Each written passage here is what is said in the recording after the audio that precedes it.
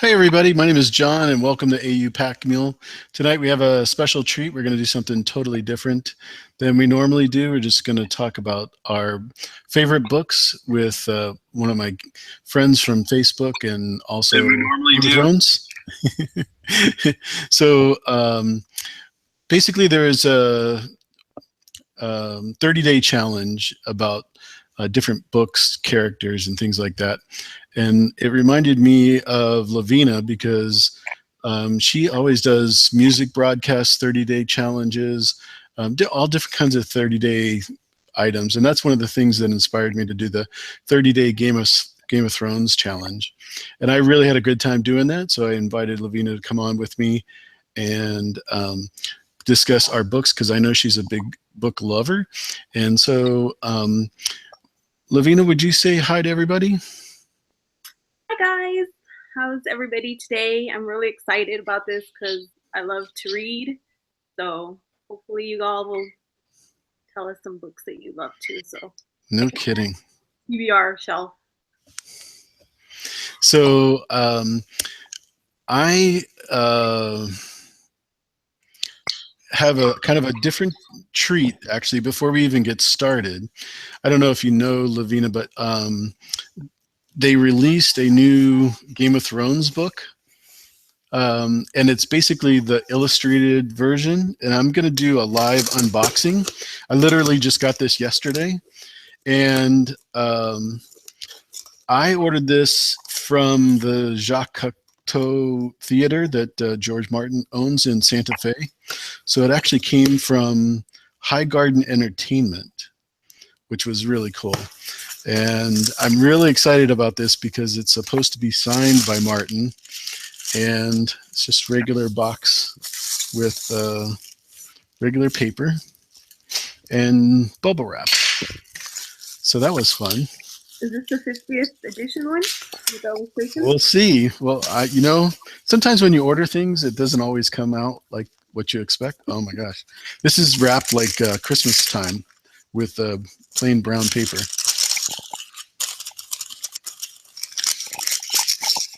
Sorry for the noise. Renee's in the chat. Say hello. Oh, look at this. So yeah, this is the Game of Thrones. It's super thick too. It's going to look really great on the shelf.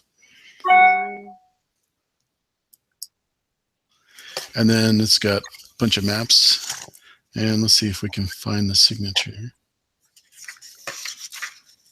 Please be signed. Please be signed. Right there. See, it's even tabbed with the white paper. All right. Ooh. I know you're jealous, right? I am very jealous. Picture of Winterfell right on the front cover. Oh, that's awesome. I really didn't expect it to be this thick. I really wasn't expecting anything other than the fact that it's illustrated and it's the anniversary edition. So that's cool. Ta-da. Okay, now we can get back to work. Mine's coming. It's supposed to come tomorrow, but it's not signed. It's not, yeah. Yeah, I honestly, I don't know if I would have ordered it unsigned just because I have the other one, but the illustrations on the World of Ice and Fire are so fantastic that I could see why you would want the illustrated version. I'm a collector though, so. That's right. I remember you seeing on a picture that you sent out where you had bought books of ones that you already owned, but they were different editions. Different editions. If they have a different cover, I'll buy it again.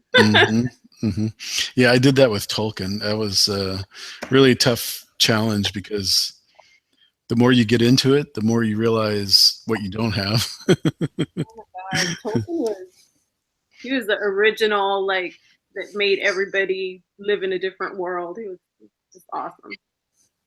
So Alan basically joined us, and I want to say hi to him. Very cool. So we're going to start with the questions, if that's okay with you. Oh, Nan's here too. Hi, Nan. Oh, awesome. Very cool. She's probably read more books than both of us put together Probably. last week. Yeah, she's definitely a knowledgeable book reader for sure. So the first question was the best book you read last year. Do you remember what that was? Yeah, I still have them. I Oh, still nice. so I don't make a whole mess right here. But it was The Knight of the Seven Kingdoms. I can't believe I took so long to read this book. But I barely well actually I didn't even read it. I listened to it on Audible. But I mean I fell in love with Duncan. How could you not love Duncan? Mm-hmm. So Totally agree. I can't wait for more of these. Yeah, I think we'll get quite a bit more. Yeah, but I'm not gonna crap on George. He can take his time. He's brilliant. He can take his time. Absolutely. Yeah. Yeah.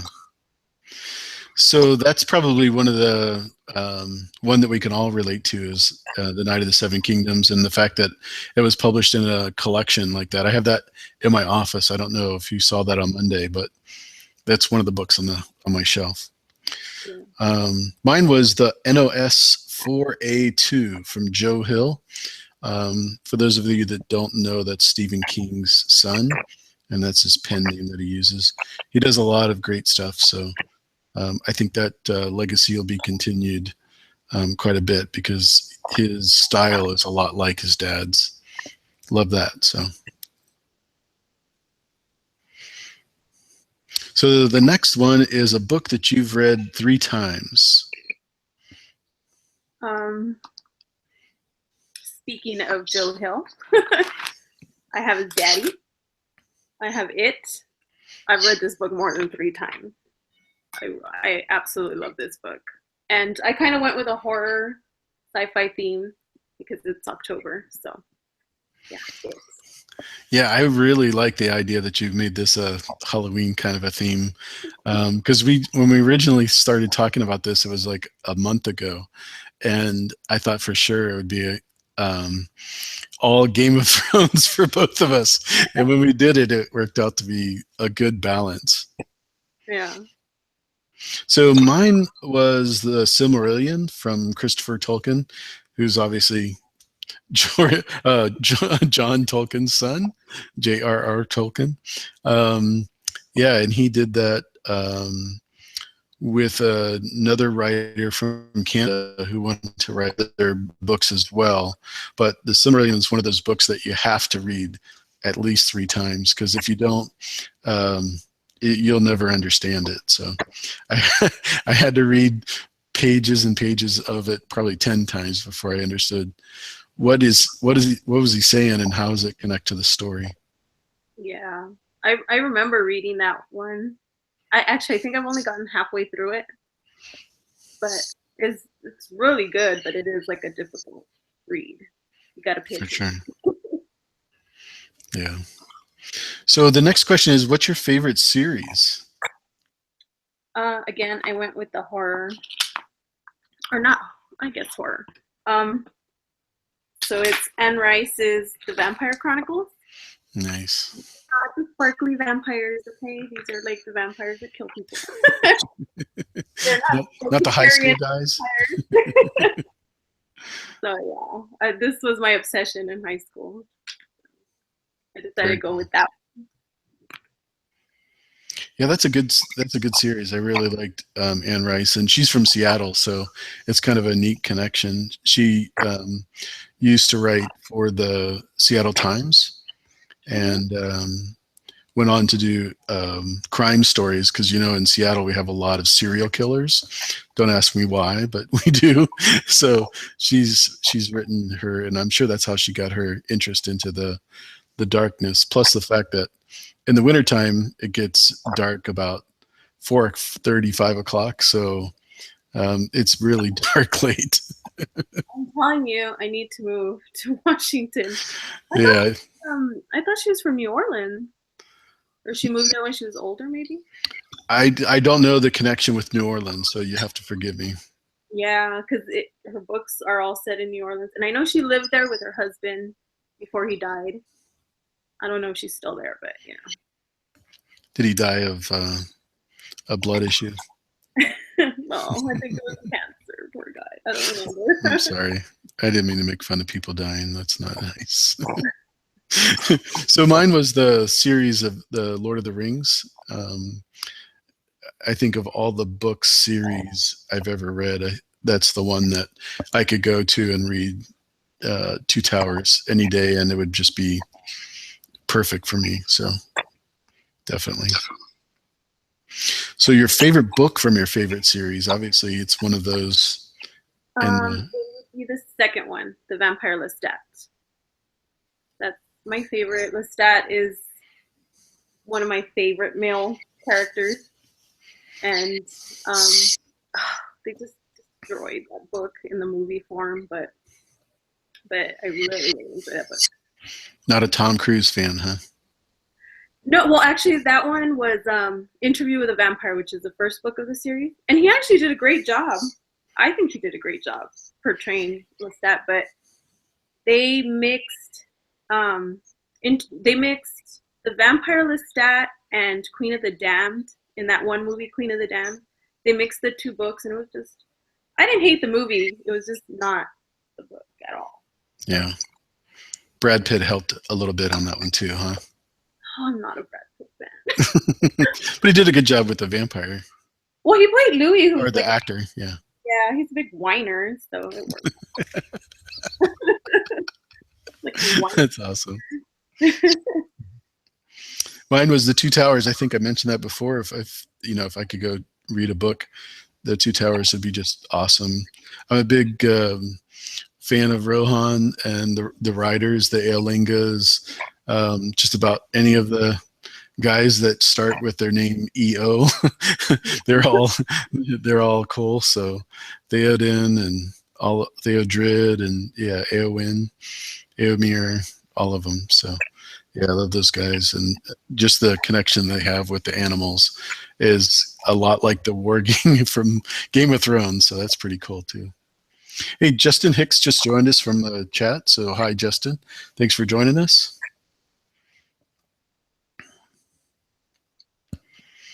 And a book, number 5 is a book that made you happy. It's kind of a funny word. For a book that makes me happy, I picked Pride and Prejudice. It's just one of those books that every time I read it, I root for the characters to get together, and every time it ends, they get together and they live happily ever after, and I get to, everything's great and sunshine and roses. Not like Martin, who stabs you in the heart every time. Yeah. So it's a nice, light, happy book for me, I guess. But it does have some ups and downs, some real twist to it. So it makes you root for them, but in the end, you're not going to get your heart broken. So it's good. Good deal. That's why I think of it as happy. So my happy book is going to be from Monty Roberts. He's the original horse whisperer, called Shy Boy, and he's a big proponent of natural horse training with no beatings and restraints and stuff like that. And he's also a big foster father, which is a huge thing that I always strive for. If I can support a foster child in any way I can. And he had, I want to say, almost 50 foster children in his house. So that's awesome. Of course, he probably used them for stable cleaning. And no, I'm just kidding. But Shy Boy is about a horse that was in the field, in the wild. And he broke the horse and trained it the way he wanted it to, and did it all with no fencing or anything. He just captured the horse naturally by getting it to get used to him, and very, very cool story. So always good to hear. So do you own horses? No, my horse that you see, her name is Thunder. She died.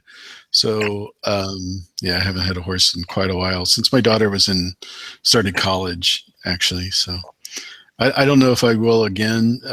Kind of in a situation where I'd rather just go to a stable that has horses and ride them, and go trail riding that way. Matter of fact, I'll probably do that tomorrow if the weather holds out. But um, owning a horse is a pretty big responsibility. It's a pretty expensive proposition if you don't have the property for it. When I was growing up, I had a horse. Always growing up, ponies, and stuff like that. So, yeah. Thanks for asking. So, speaking of sad, what book did make you sad? Nothing sad. That would be The Color Purple. Because this poor girl just gets abused the whole book. First by her family and then by her husband, and it's just her struggle, and all because for the dumbest reason, because they think she's ugly. And it's just, it makes me so depressed every time I read it, even though it does have like a happy ending, but it's just heartbreaking the whole time. Yeah, I'm really old, so the book that makes me sad is called Old Yeller. It's about a yellow dog. You probably have heard of the book before. It's obviously very sad. So as a young boy, watching that and reading that, it just was tough. So good one. For me, anyways. The weird thing about Old Yeller, have you ever seen Throw Mama Off the Train? Is that with Billy Crystal? I can't remember the other guys, but I know Danny DeVito is one of the main characters, and his mama is the one that they want to throw off the train. Yeah, she's a crazy lady from Gremlin, not Gremlins. What's the name of that movie she was in? Goonies, right? Goonies, yes. Yeah, that was filmed in Oregon. So. Well, there's a scene in the movie where he's supposed to kill the other man's wife, and he's there, and she's talking on the phone, and she's with her lover, her Sancho is what we call him in Spanish. So she's with him, and she's talking on the phone, and her husband's on the phone saying, "What's that noise?" And the guy's like kissing her, but he's barking, and she's like, "Oh, it's Old Yeller." I'm watching Old Yeller, so every time I think of Old Yeller instead of thinking of the poor dog. You think of an old man kissing another Sancho, huh? Yeah, I think it was Sancho barking. It was such a weird movie, but it was funny. Speaking of barking, I see Spots just joined us. Sorry, Spots. Good to see you. Thanks for coming in. Oh, that's funny. I know you're not a dog, just like I'm not a horse. So that was funny when I first did the 30-day challenge on Game of Thrones. T-Baby goes, "What's up? You're not a horse?" I thought that was funny.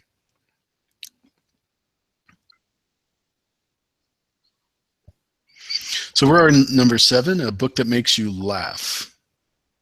Okay, the book that makes me laugh is Good Omens by Neil Gaiman and Terry Pratchett.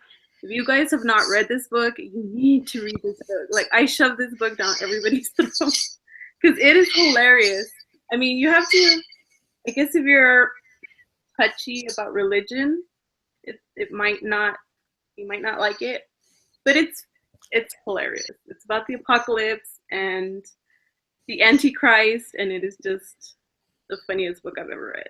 I love it so much. So if you haven't read it, please read it. I just put it on my list. So I had a couple from the last time we talked, so I'll make sure we add that.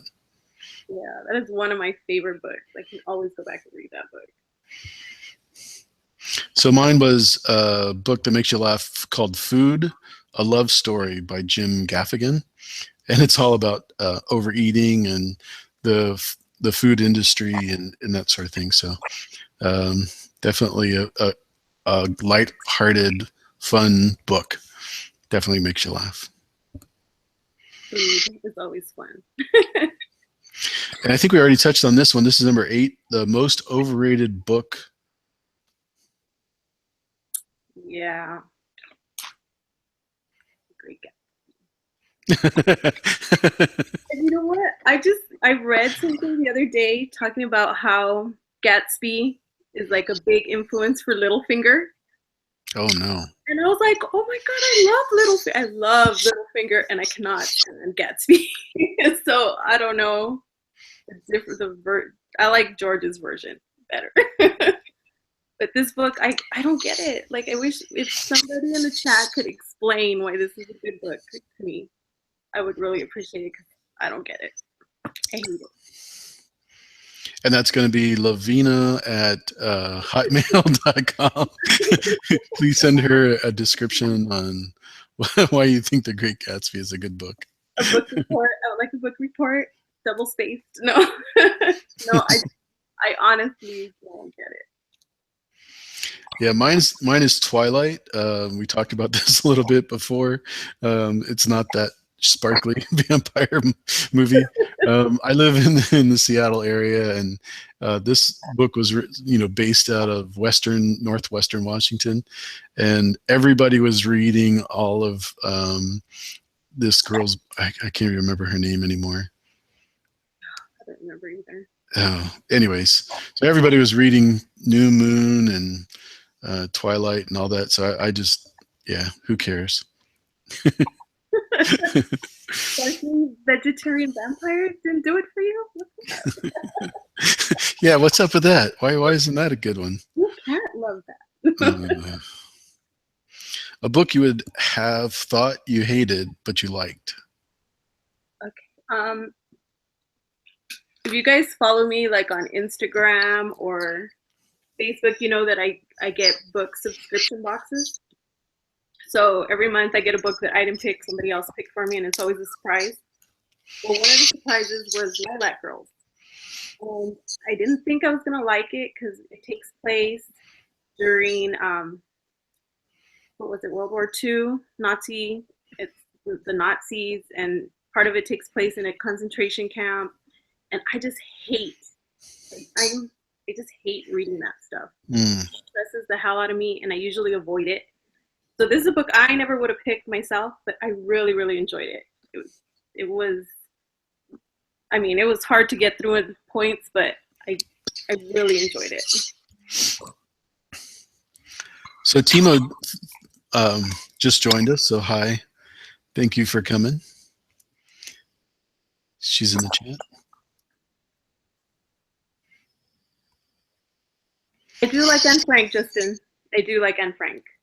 But I avoid, as a whole, I avoid war and Nazi concentration camp kind of books because I'm the kind of person that sticks with me, and I'll dream about it, and it lasts me months and months and months, and I kind of get like anxiety and stuff.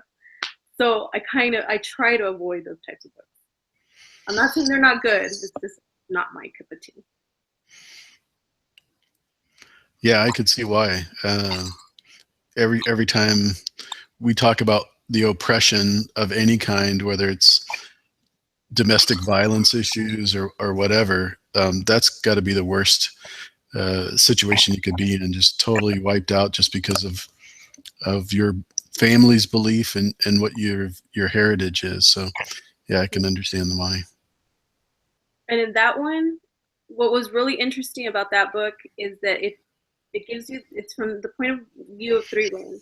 So it gives you a doctor in the concentration camp, a German doctor in the concentration camp. It gives you a Polish girl who's a captive in the concentration camp. And then it gives an American woman who's trying to, she gives aid to French people. And, like the American side is kind of like the outside view of it.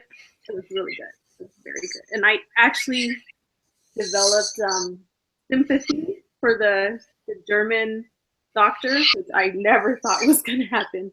But I did develop I didn't like her, but I did develop some sympathy for her. So it's a good book. Lilac Girls.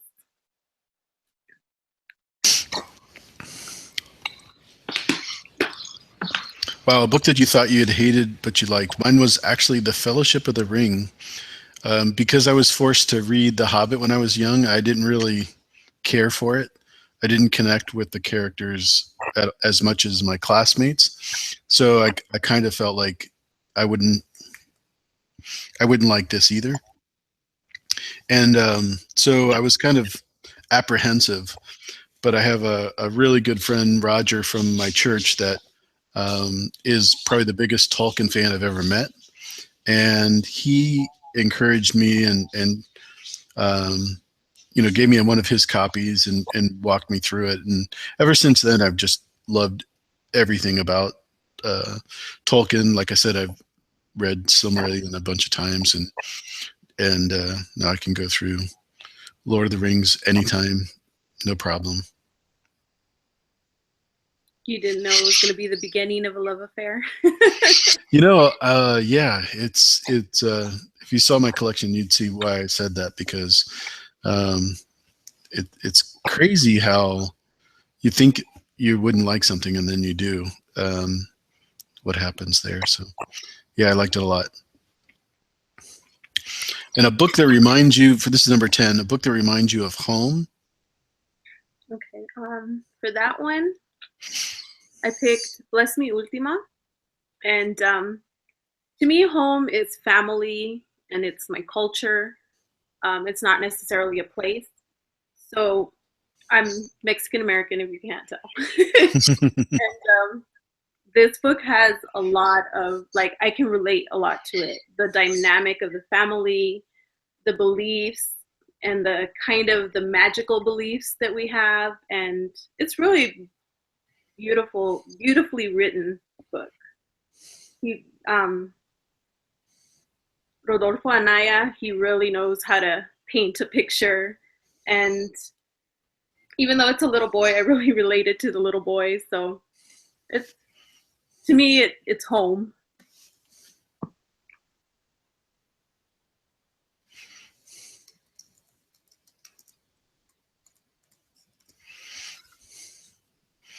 Timo had to leave, so I just wanted to say goodbye to Timo. Thanks for coming by. For me, the number 10 was The Yearling, and that's about a key deer down in south of Florida, the Keys. And the farmer boy adopts the deer, and then has to have it killed at the end. So the whole idea of being out in the woods in Florida that's where I grew up. So I was actually born in Miami and grew up in Central Florida before I moved here. So yeah. So number 11 is a book you hated. I hate it? The one I hate it? Or the one I hated to love? I love to hate, love and hate. Oh, the book I hated? Okay. It's not a common question, so it's no problem. No, I was like, why don't I have this book? Well, it's because I hate it, so I never bought it. Yeah, that's why it's not there. Good for you. Catcher in the Rye. I'm sorry, but that guy is such a whiner, and all his problems are mostly his own. I know he's supposed to have like mental, I guess, like not a disability, but issues, like a mental illness, I guess. I don't know. I just didn't like the guy. Like the whole time I was just like, oh, quit whining, just shut up. And I just couldn't relate to him. But I did like the passage where it explains explains the name of the book, Catcher in the Rye. I did like that passage. But that's it. I was like, this book, erase all of it, just leave this passage as a little poem, and it would have been awesome. That's great.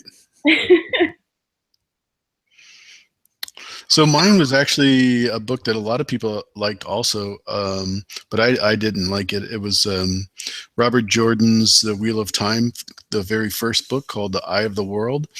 And I never got past that. So a friend of mine gave me the first 2 editions, and I gave them back to him.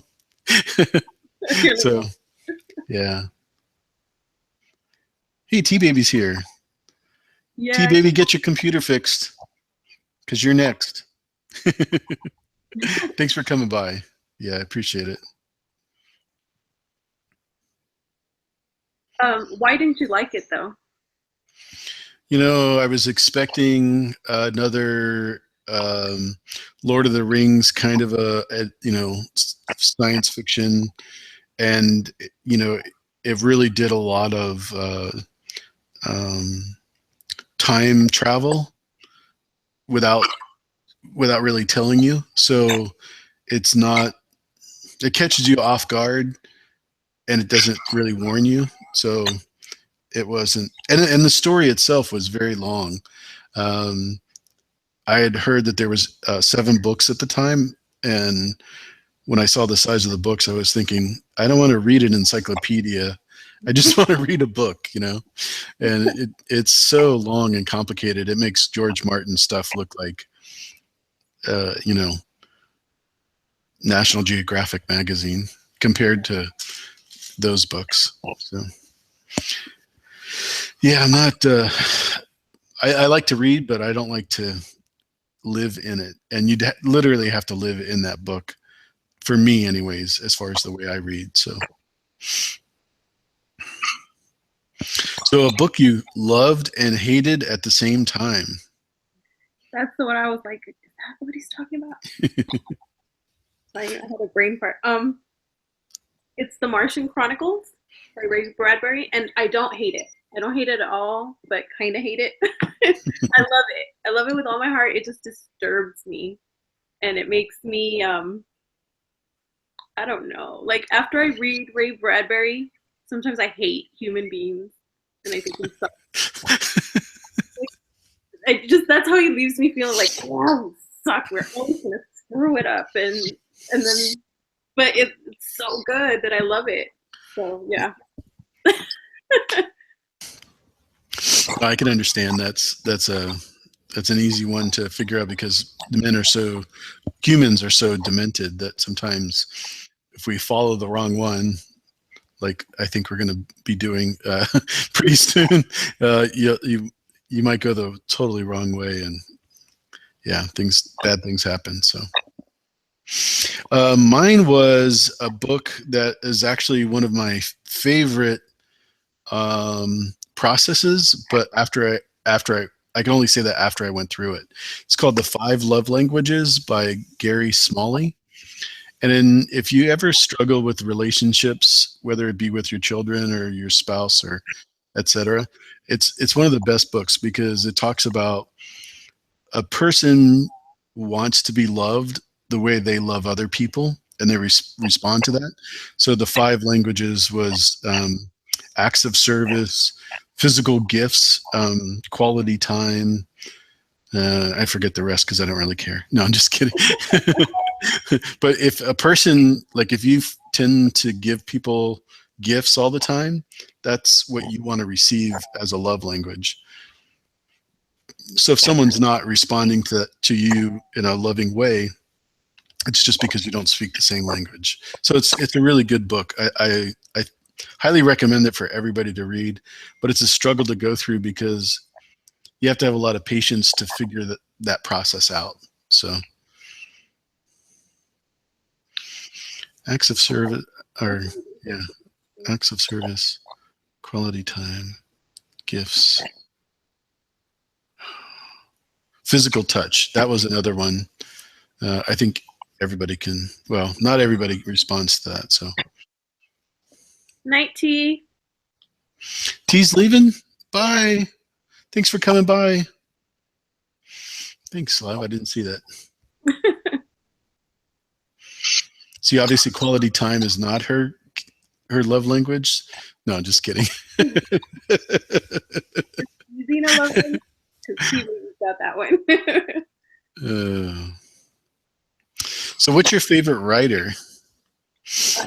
I do not have a favorite writer because I love way too many writers. But since it's October, I decided to pick one of my favorite horror writers, which is Stephen King, and this is the one I'm reading of his right now. Nice.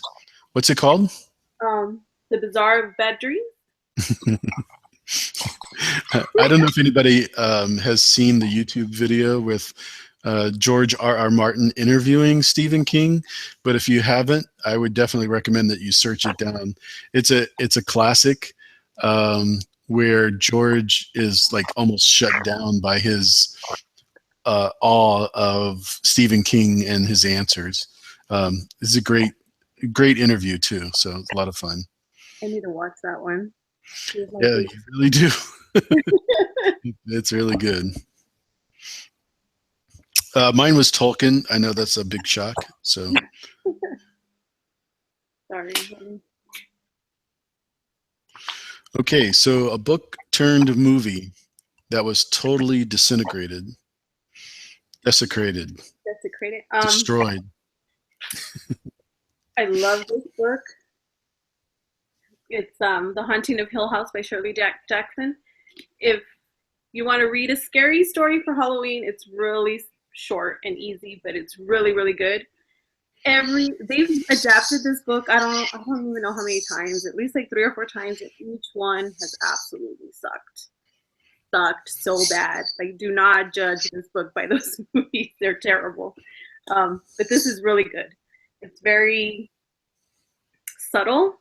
Like, it's not in your face spooky, but it scares the crap out of me. So if you're looking for a short Halloween read, I recommend that one. Cool.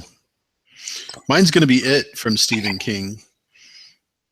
Love the book, but not a movie that I would recommend for anybody. Especially with the clowns nowadays. The night is dark and full of clowns. They're redoing it, right? What's that? They're remaking it. You know, I didn't know that, but I hope they do a better job than with John Boy from the Waltons, because that was awful. Yeah, I didn't like the adaptation either. But the clown, the only thing I've seen of it is the clown. It's Pennywise. He looks good. He looks really scary. Good. Well, Renee's taken off. Bye, Renee. Thanks for coming by. She has a TV show to watch. Very important.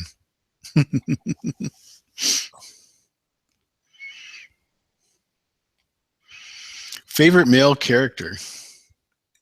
I didn't want to pick Lestat since I already picked that book. So I picked Shadow from American Gods. He's just a cool guy. He gets dealt a lot of crap all at once, and he takes it all in stride. He's just, I don't know. There's just something about him. He's just so chill that I love him. Nice. Yeah, mine is Éomer. I think I mentioned him earlier from Lord of the Rings, and of course, the Two Towers he's introduced. He is Theoden's nephew in Rohan, and obviously the king's son dies in an orc raid, so he has to take over, kind of. And so I just love everything about him. Carl Urban is the actor that played him, and he really did a perfect job in the portrayal of Éomer and the way he was a man and for his family and his kingdom. So yeah, very good. Favorite female character? My favorite female character is Scarlett O'Hara. I don't know, this is gonna be, I know a lot of people hate her, but to me, she's a woman who grew up at a time when women were supposed to be seen and not heard, and she did what she had to do. Like in the book, she has 3 kids because she has a child with each husband, and she takes care of her 3 kids. She takes care of her 2 sisters. She takes care of her ailing father. She takes care of her friend and her husband and their kid, and she takes care of the freed slaves that decide to stay.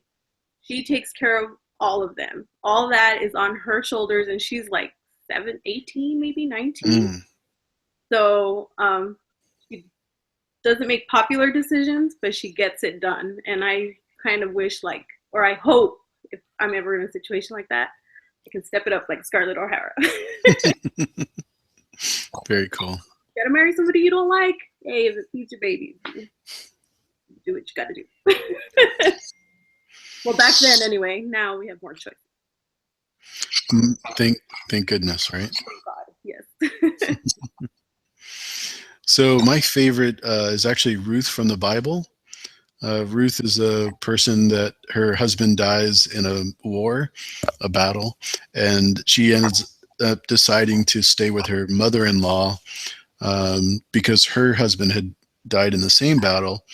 And instead of going to her homeland, she stayed there to support her mother, Naomi. And it turns out to be that Ruth is an example of the church as a whole, and the person that she ends up marrying is supposed to be a symbolism of Jesus Christ. So I thought it was a really great example of the testament of, you know, one of the great characters in the Bible, and she does a great job for women and as a whole. So yeah. Favorite quote from your favorite book? I couldn't. I mean, I don't have a favorite book either because I love so many. But the quote I picked was, "And books, they offer one hope that a whole universe might open up from between the covers, and falling into that universe, one is saved." And that's from Anne Rice, Blackwood Farm. And to me, that's what reading is. It's my salvation most of the time. Nice. Mine is kind of an unusual one. It's the very first words in the Bible, Genesis 1:1, and in the beginning God created the heavens and the earth, because it's so much deeper than just the words that it says. It's actually the beginning of time as we know it, which is a concept all of its own that you could discuss forever. And then the physical location of where we live isn't necessarily where the beginning was, because we know that God was around before the Genesis 1:1. So it shows God created space and time as we know it. So the next one is a book that disappointed you. Okay, I know we have Game of Thrones people here, so don't kill me. For the Dance of Dragons. Oh. I don't hate this book. I mean, George is an awesome writer. I just have a flower in here. George is an awesome writer. Like, I don't think he could write a bad book. It's just compared to the other ones. When I got to this one, I was kind of like, because I read them all at once, and then I think I had to wait for this is the only one I had to wait for. And I was so excited, and then I read it, and I was just kind of like, oh, like Danny's parts dragged, and I was just kind of like over her, and there was just like some parts where I was like, oh, it's not as good as the other one, but it's still better than a lot of other books. I agree. I agree completely. It was a lot. Danny's one of the parts when I started reading Game of Thrones that I would skip over so I could watch the show, because I had about a 6-month advance notice that Sean Bean was going to be in it. And as big of a Lord of the Rings fan as I was, I wanted to see Game of Thrones as soon as I found out about Sean Bean. So yeah, Danny, I definitely skip until the show. So for me, the one book that was called Aragon from Christopher Polini. It's a play on the word dragon. And he had 3 books that were out, and one of them was made into a movie, which was also disappointing. So yeah, not my favorite. He was 18 when he wrote it at the time. He lived in Montana. So I can't imagine somebody that creative got a big publisher to, publish the book and then make a movie out of it. And then it was awful. Are you a Once Upon a Time fan? I did start it. I haven't gotten through all of it yet. Well, you know the guy that plays Rumpelstiltskin? Yeah. He was the bad guy in that movie. So just to give you an idea. Okay. But not the book. No, I'm just kidding. Favorite book that was turned into a movie? Oh, that one was easy. That is Charles Dickens' Christmas Carol. I love all versions of this when it's in a movie. I can't think of one that I don't like. I liked Scrooge. I like the animated one with Jim Carrey. I like the Muppet Christmas Carol. I love this Christmas to me. And I read it every Christmas also. Very cool. Very cool. Yeah, that's awesome. Mine was 42, Jackie Robinson. He was a baseball player. And I told you I grew up in Central Florida, and he was on the baseball tour in that area at the time. Well, before I lived there, but at the time of the movie, he was touring Florida. And one of the towns was the town that I grew up in. And it was really cool because it portrayed the people in DeLand is the city, Deland. And it's not too far actually from where Timo 30 lives. So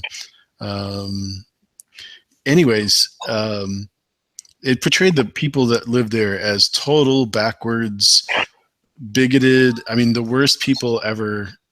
Obviously, those people are long dead, thank God, and we've learned a lot. And that's one of the things I love about Seattle is that it's so open and accepting to all cultures, all races. Doesn't matter what your sexuality is. Everybody's on an even playing field. Yeah, so the movie is great because it really shows his struggle, being a black man growing up in a white society where you can't even play baseball on the same team. So he broke that color barrier, and we should be very grateful for his dedication to doing that. I think it's funny when you think about it because it wasn't that long ago. Like it feels to us since we grew up like where that wasn't a thing, that when you think about it, it wasn't that long ago that we were like that. I wanted to point out, Alan, remember we were talking about this earlier, Alan's like, no comic books? Do comics count? None of us got any comics. Yeah, I wouldn't have put that in any of mine, so I'm sorry, Alan. What's your favorite comic book?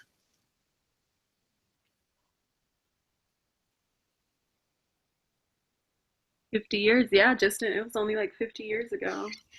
You know, Tony Teflon did a video not too long ago talking about his grandmother or his great grandmother. I think it was his great grandmother was a slave, and I thought that was incredible because I mean, when you think about it, here we are, 2016, almost 2017, and we're talking about people that we know that were slaves. Just the oppression, like I said, just bothers me to no end. So Yeah, I'm glad that's over. me too. Almost over. Let's not go back. Let's not go backwards. Let's go forward. Amen. Amen. So number 20, favorite romance book. My favorite romance book is Wuthering Heights, and I like it because I'm a horror girl, and it's a gothic romance. So I like the creepiness of it with the ghosts, and I like that the couple are awful people. They're terrible, nasty people, but it's their love story. Like ugly, nasty people get love stories too.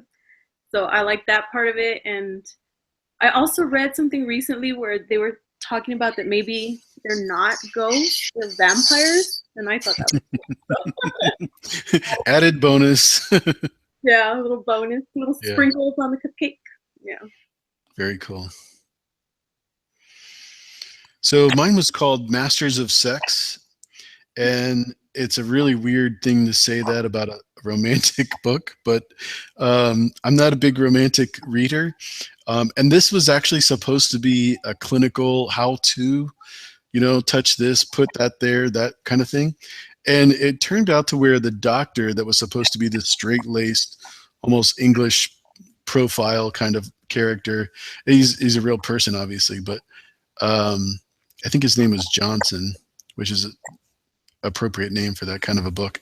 But he fell in love with his assistant in a way that was really endearing, and you like through this whole story, you're finding out that it's her falling in love with him, even though she was the more experienced, the one that had no problem showing her feelings, like some of the people that might be in your family that just say things and don't know, they don't have the filter.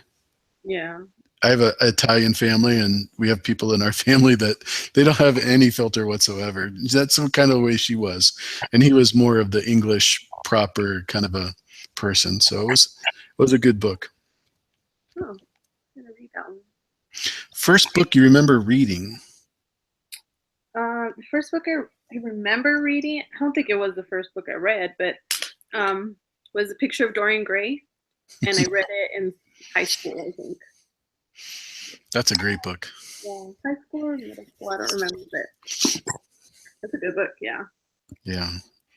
One of those Penny Dreadful stories that you just love, and really makes a great collection. So yeah, good choice. And it gets you thinking quite a bit about stuff. Yeah, it almost is like the artificial intelligence kind of stuff that we talk about, but with a painting. Well, to me, what jumps at me the most is how words can be twisted. Like, you can you can do something, and if you say it to the people in the right way, you can get them to think that you're being honorable or that you're right when you're not, when you're being a terrible, terrible person. But if you have the right word, the pretty words, and you can con people, like, the whole book is just awful people conning people with their words. So that's what always jumps out at me when I read that book. I think we can all relate to that, being the current political environment that we're in. So mine was Big Red. It's about an Irish setter dog. So as you can see, there's a theme to my books: dogs, horses. Yeah. So Big Red, that was a good story. Irish setter, like I said, big beautiful dogs. Back then, I was just fascinated with them. And I don't know why I remember that book so vividly, but I do remember that being the first book I ever read. I don't think I know what an Irish setter looks like.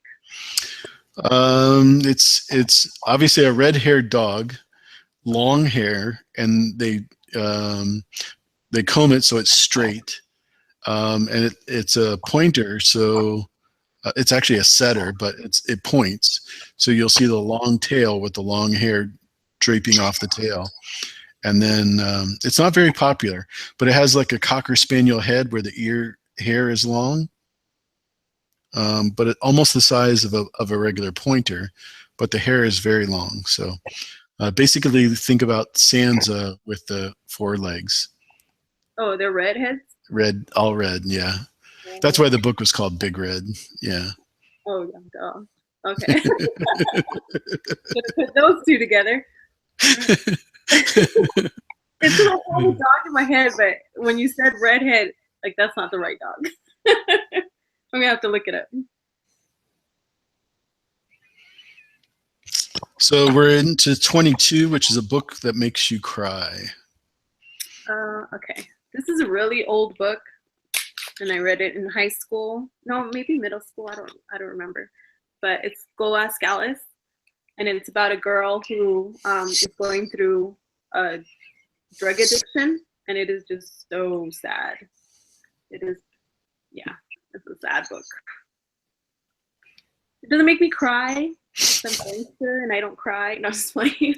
It doesn't make me cry because I really don't. I'm not a crier, but it's like every time I read it, it's like a weight on my chest. Close enough, right? Yeah, that's as good as it gets. Yeah, I cry at dog food commercials. So this one, this could have been any of them, but the one most recent was a book called The Road, and it's basically about a post-apocalyptic, but it's about a man and his son that survive. The wife doesn't survive, and 2 daughters don't survive, and it just basically has you go through the trials and tribulations of post-apocalyptic, where you've got people that want all of their belongings, and they use, people as food. So he was worried about his son being eaten, kind of thing. So yeah, it's crazy. Come on, no. Yeah, Flux is in the chat too. So hi, Flux. Yeah, he was saying that the big red is a bird dog that is used for hunting. Oh, okay. Like the ones that make the ducks fly up and stuff like that. Not the ducks, but the quail and pheasant. But they chase them out, right? Yeah, exactly. I got you.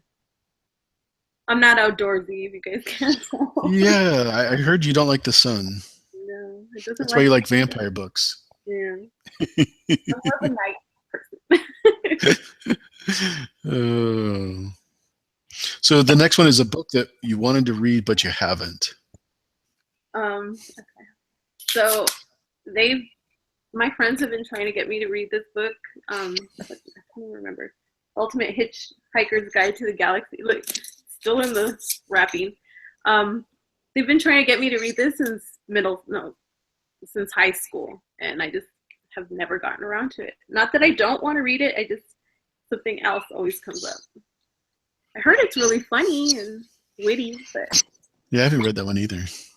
And there's a movie too. I haven't even gotten around to watching the movie. I'm just terrible at that book. So another book, kind of like the Robert Jordan book, is called The Name of the Wind by Patrick Rothfuss. It's only 3 books, so it should be pretty easy to read through. But I've only gotten through about half of the first one, and then I always find something else to read. So that draws my attention. So Patrick Rothfuss, Name of the Wind. That's my book that I want to read, but I haven't finished. So you guys probably have. I'm sure there's got to be tons of books that are like that for most people. Well, I have an entire shelf of books that I need to read, and I just haven't yet. But that's the one the longest. I swear, people have been telling me to read that book forever, and I just. You will one day. Yeah. So 24 is a book that you wish more people have read. Okay, so that is Ray Bradbury's Fahrenheit 451. This is probably one of my favorite books, and it's short too, guys. Read it. Yeah, it's one of my favorite books. He really, he has the human race pegged. And I'm telling you, he makes me hate people, but then there's always that little spark of hope, the small handful of people in all the darkness that gives you hope that mankind will do better next time. Like me, right? No, Yes, I'm just kidding. Like this community. But yeah, because he if you read this book, he predicted big screen TVs. He predicted the earbuds that we wear, where we're constantly hearing crap, we're constantly hearing the news, we're constantly hearing music. He predicted a bunch of stuff.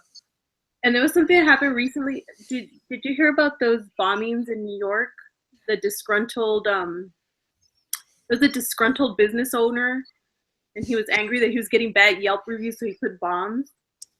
And then what the police did is that they sent out messages to everybody on everyone's cell phone on who to look for and to the information to turn them in. And there's a part in this book where the protagonist is running away, and but he's running away for a good reason. He's not a bad guy. And the town, they send out on the TVs for everybody to go to their front door and open the door and look out in the street, and if they find him, to turn him in. And I was just like, oh, that's creepy. He predicted that we would be doing stuff like that, like Amber Alerts. And I mean, it's a good thing if we're looking for bad guys, but in the book, they're looking for a good guy who just wants to read. Yeah, that's one of the things that I'm not a favor of in regards to conviction before you even go on trial. It's kind of like that oppression thing. He's creepily predicted way too many things for me.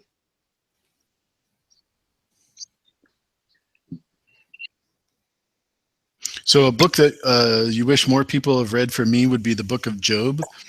A lot of people think it's about suffering, and I think we talked about this before, but it has a lot to do with the creation story, and a lot of people don't get to that part of it. They just hear, oh, he's long suffering and he should have done this and he should have done that.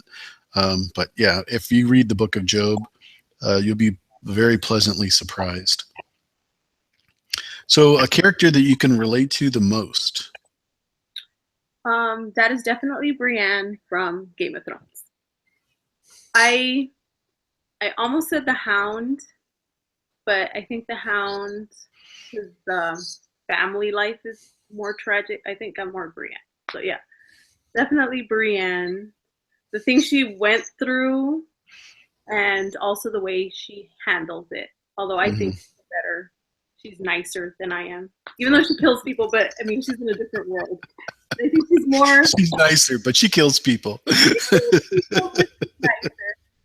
She has a better heart than the other. But yeah. Yeah, you don't have any burn marks though. So I don't have burn marks. No. Yeah. The mountain pushing your head into a fire, that's kind of bad. No, yeah, that's the thing that got me away from the Hound. Yeah. Because my family is awesome. And Brienne's family wasn't bad either. They kind of accepted her as much as they could. A character that you really I already read that. A book that changed your opinion of something. Oh, but you didn't say your character. You know, I don't have it written down. And I can't remember what I would come up with. Off the top of my head, I would say the boy from the Jungle Book, which is kind of weird because it's a Rudyard Kipling, like 100-year ago story. Who's really a great author. I love his stories, Ricky Tikki Tavi and Jungle Book. But he basically is raised by wolves.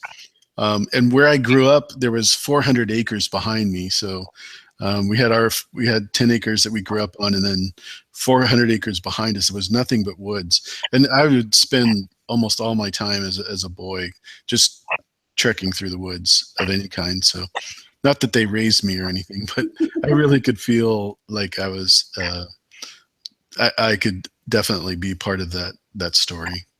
You were a dirty little wild child. Oh, definitely. Yes. Very dirty.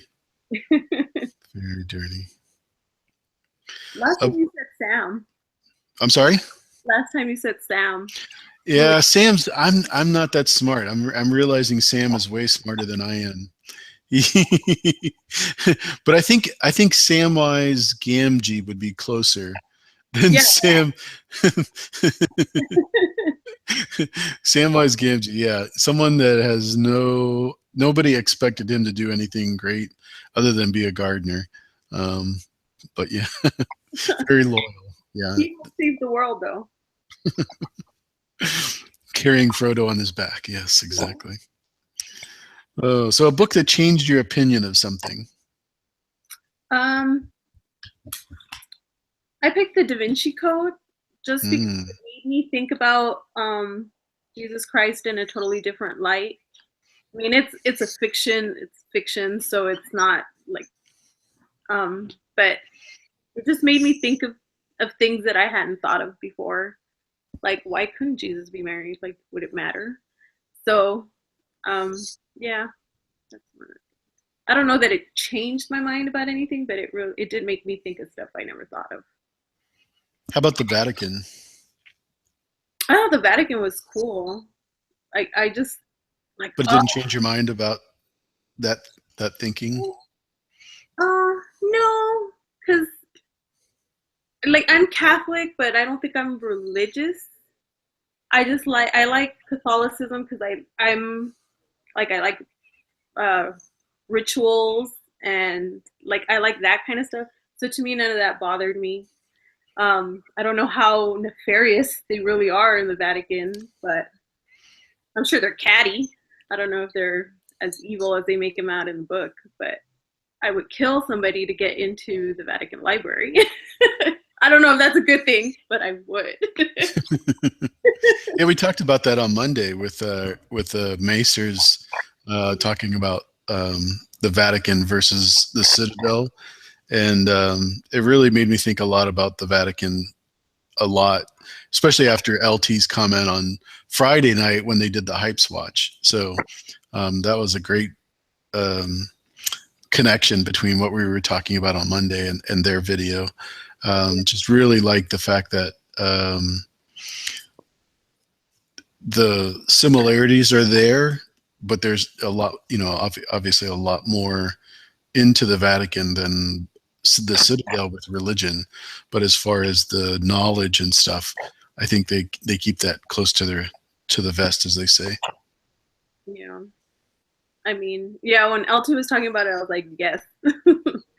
Who wouldn't give like the right arm to just go in there and look at those old documents? Like, you don't even have to be religious. It's just to let history in your hands, and that they're so rare. Like, oh, it would be amazing.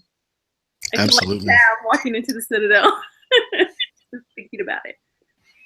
I agree. I think it's just fascinating that there's that much knowledge in one place. Kind of scary too. So 26 on my end would be Buck Brenneman's The Faraway Horses. He's another horse trainer that trained horses in a non-physical way. So very hands-offish. He tries to communicate with horses the way horses communicate with each other. And I thought that was pretty interesting because they have male-dominated groups or herds, and they can communicate with each other and let everybody know what's going on, and submissive and all that stuff. He was also abused as a child. Well, I shouldn't say also, because I wasn't abused, but he was one of those guys that were beaten as a child, and grew up in Montana. And the sheriff actually pulled him out of his house with him and his brother and put him with another family. So this was at a time like in the 20s or 30s where nobody had an adoption program or a foster care program. You were just taken care of by, they didn't care if you had a birth certificate, that kind of stuff. So, and his foster father, taught him how to do everything, and he just followed what his dad did. And the guy still tours to this day worldwide, and teaches people how to train horses that way. It's to me, it's fascinating, but totally opened my eyes in regards to how to approach animals, but also, the fact that I can't communicate with humans in an aggressive way. So really changed my mind. I'm sorry? Is that like usually the norm that people are aggressive with horses? Yeah, a lot of times what they'll do is they'll tie an animal to a post inside a corral, and so that he can't move, and they'll try to saddle him. They'll try to put a bridle on him, and then they'll put a rider on him, and then tire him out and they'll put 2 or 3 or 4 riders on him until they're broken. The way it's been done for 100 years. I say 100 years. 100 years prior to his teaching, but Monty Roberts and him basically pioneered a lot of, and there's a lot of trainers now that do it very natural, very smooth. But yeah, he's definitely taught more people than I can even imagine how to relate to animals in a very passive way and still get them to do what they want them to do. Yeah, because that sounds abusive the other way. What's that? It sounds very abusive the other way. Oh, it's incredible. I mean, they'll tie their front right leg and back left leg together so they can't really move and try to get them to do stuff. And they end up hurting themselves a lot of times and breaking legs and stuff, and then they end up dying. So this is just so much better. Yeah, so much better. Number 27 is the most suppressing No. The most surprising plot twist or ending. Uh, I remember this one. that definitely goes to Mr. Martin and Ned Stark. Um, when I start reading these books, I was like, okay, yeah, Ned's the protagonist. Ned's gonna win, and then he goes and chops his head off, and I was like, no, I can't trust you. I cannot trust you with my heart. But I gave it to him anyway, and No kidding. I mean, that was an awesome twist. It hooked me because I was like, this is different. So your cowboy sister is in the chat, Christina the Sphinx. Say hi to her. Go boys. Christina, in the description it talks about the 30 questions that are asked over the challenge, and a lot of times it's just a per day question, but we're going through all 30 of them at once and kind of vomiting every answer. No, we're just talking about the books that are special to us and the different things. So thanks for joining us. James Clooney is here too. That's awesome. What's up, Love Sack? Peace. Man, I can't believe you're here on a Friday night. That's amazing. Of course, it is pretty late, but man, thanks for joining us. That's really cool. So where were we? Oh, 27, the most surprising plot twist. And you said Ned Stark's execution. Yeah. Does it get any better than that? That was, I mean, amazing. I've never read a book like that. Like, I was thinking, I'm a big Harry Potter fan also, and I was thinking about, yeah, she kills some pretty major characters, but she doesn't kill Harry, Ron, and Hermione, you know? And in Game of Thrones, when you're first reading it, Ned is like Harry, you know, like you think he's the one, he's the man, and then he's gone. So yeah, it was something I'd never read before. So yeah, I don't know about you guys in the chat, but if you've come up with a different one that's more traumatic, surprising plot twist or ending, that's amazing. yeah. Yeah. I just don't think that there's any that I know of that are like that. So, favorite title of the book? Favorite title of any book? I went with a Halloween theme again, so I think Wicked This Way Comes. Ray Bradbury. You guys haven't noticed I like Ray Bradbury. Is that the 4th Bradbury book? Oh God, is it? It might be the 3rd or 4th. Yeah, I think it's the 4th one. Yeah, wow. I really love him. Yeah. But that's just isn't that a cool, I don't know, title? I like that title. Mine was I Knocked Up Satan's Daughter. Pretty funny title. Not that I've read the book, not that I really care, but I just like the title. So you've never read it? No. Yeah, it doesn't sound like a book that I would really get into. I want to read it. Number 29, almost done. A book that everyone hate but you liked. I picked a Stephen King book, The Girl Who Loved Tom Gordon. It got really bad reviews, and it's the book that most Stephen King people don't really like, but I really enjoyed it. Was that a box collection that you got? No, I went and bought it. Usually a Stephen King book I don't own, I'll buy it. Because I have yet to not like one of his books. And I really enjoyed this one. I don't know why people don't like it. They have a similar style to them, but they're never the same, you know? And they always have really good stories. And what's really weird is if you do any investigation about Stephen King, you'll find that a lot of the stories were based on his life, his real true story. Not that he lived that way or he was involved in the story, but some element of truth was in that story, which I think is crazy. I mean, to be that creative, and yeah, just really cool. Yeah. So mine was probably unusual because I think the last time we did this, you said that not a lot of people that you talked to didn't like, but mine was Feast for Crows. And I really didn't want it to be a George R. R. Martin book, but I thought when I got to that book, a lot of people that I talked to says, yeah, this is going to take forever. It's really dry because it has a lot of food stories and dry, just really dry. So I was really happy when I read it because I didn't have any problem with the slow parts in the story. So yeah. I really enjoyed that one, but then again, I'll read about food, so right up my alley.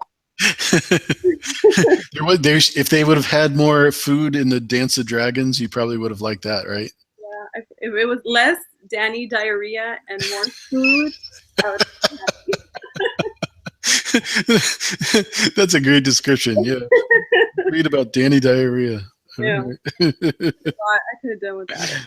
Oh. So number 30, favorite book of all time. Another one that it's too hard for me to pick like a favorite book of all time. So I picked my favorite children's book of all time because that was easier, and that's The Little Prince. I love this book, and they did an animated movie about it on Netflix. My daughter loves that movie. She'll watch it over and over, and I'm reading this to her. It's just, I think if you listen to this book and you build your life on the lessons of this book, you'll be a good person. Nice. It's really beautiful. It's my favorite children's book. Nice. Mine is the Bible. Right here in this room on Sunday night between 6 and 8. I have a Bible study that I have 5 other couples, and we go through sermon notes. And I just really love the Bible. And one of the things I started doing about 3 years ago is studying the languages that the Bible was actually written in to kind of get a better interpretation of it. So Hebrew, Greek, Latin. I had 3 years of Latin in high school, so I already had a head start there. But I just love finding the words that God was trying to say, as opposed to the ones that were written and interpreted through man. So just love that.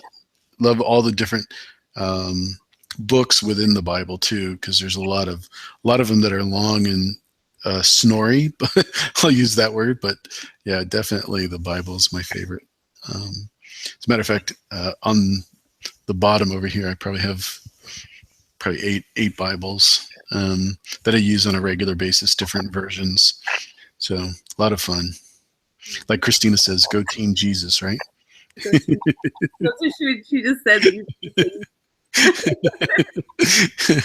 Oh, that's funny. So AirTag was in here? Yeah, AirTag was in here. Oh man, so sorry. I know. How did I miss that? Hey Mo. Yeah, Moji's here too. Nice. You probably can see better than I can. I don't even have my contacts in. So. I have my glasses, so I'm trying to keep like the white glow of the screen off of there. So for any of you that in the chat that missed the beginning of this, I just want to show you the new book that I got, the Game of Thrones illustrated version. And this one I ordered from the Jean Cocteau Theater in Santa Fe, New Mexico, and one of my favorite authors just signed that and sent it to me. So I was very excited. And so a lot of great pictures, and I'm looking forward to reading this one. What's your next book? That I'm reading? Yeah, what are you looking forward to getting?